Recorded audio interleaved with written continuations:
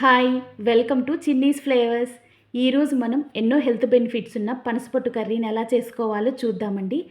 పనసకాయని ఇలా medium size తీసుకొని ఒక పెద్ద చాక్ తీసుకొని చాక్కి ఆయిల్ రాసుకొని ఇలా కట్ చేసుకోవాలి. పనసకాయలో విటమిన్ సి అధికంగా ఉంటుంది కాబట్టి మనకి పనసకాయ అవైలబుల్లో ఉన్నప్పుడు మీకు నచ్చిన రెసిపీ రూపంలో తీసుకుంటే హెల్త్కి చాలా మంచిది. పనసకాయలో జిగురు ఎక్కువగా ఉంటుంది కాబట్టి చాకు ఆయిల్ రాసుకొని కట్ చేసుకోవాలి. చూసారు కదా, ఇలాగా కట్ చేసుకోవాలి. కట్ చేసుకొని పైనున్న తోలును కూడా తీసివేసి చిన్న చిన్న పీసెస్గా కట్ చేసుకొని సాల్ట్ వాటర్లో ఒకసారి క్లీన్ చేసుకోవాలి. చాకి కంపల్సరీ ఆయిల్ రాసుకోవాలి. ఇలా పీసెస్గా కట్ చేసుకొని సాల్ట్ వాటర్లో క్లీన్ చేసుకొని కుక్కర్లోకి తీసుకోవాలి.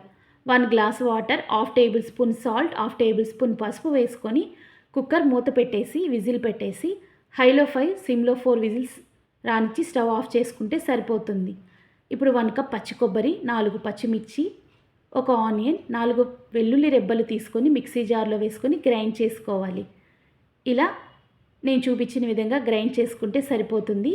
మెత్తగా గ్రైండ్ చేసుకోకూడదండి. ఇలా గ్రైండ్ చేసుకొని ఇప్పుడు పనస ముక్కలు చల్లారిన తర్వాత ఇలా చిన్న చిన్న పీసెస్గా కట్ చేసుకోవాలి. ఎంతో సాఫ్ట్గా కుక్ అయిపోతుంది కదా కుక్కర్లో పెట్టుకుంటే. చూసారు కదా, ఇలా చిన్న చిన్న పీసెస్గా కట్ చేసుకొని పక్కన పెట్టుకోవాలి. మనం పనసకాయ అవైలబుల్లో ఉన్నప్పుడు మనకు నచ్చిన రెసిపీ రూపంలో తీసుకుంటే మన స్కిన్ కానీ మన ఐస్ కానీ చాలా హెల్తీగా ఉండడానికి ఉపయోగపడుతుంది. అంతేకాదండి, షుగర్ లెవెల్స్ కూడా కంట్రోల్లో ఉండడానికి చాలా బాగా ఉపయోగపడుతుంది. ఒక ప్యాన్ తీసుకొని 2 టేబుల్ స్పూన్ ఆయిల్ వేసుకొని కరివేపాకు, ఆవాలు, జీరా, ఎండుమిర్చి వేసుకొని వేగిన తర్వాత మనం గ్రైండ్ చేసి పెట్టుకున్న పచ్చి కొబ్బరి, ఆనియన్ పేస్ట్ని వేసుకొని ఇలా కలుపుకోవాలి. పచ్చి కొబ్బరి నేను 1 కప్ తీసుకున్నాను. మీరు ఇంకొంచెం ఇష్టపడే వాళ్ళు ఇంకొంచెమైనా యాడ్ చేసుకోవచ్చు.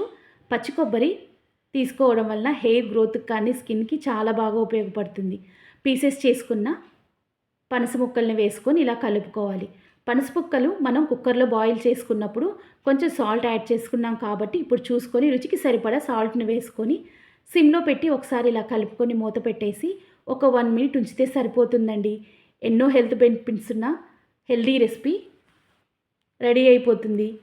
ఇలా మీరు కూడా పనసకాయ అవైలబుల్లో ఉన్నప్పుడు తప్పకుండా ఈ రెసిపీ ట్రై చేయండి. చాలా బాగుంటుంది.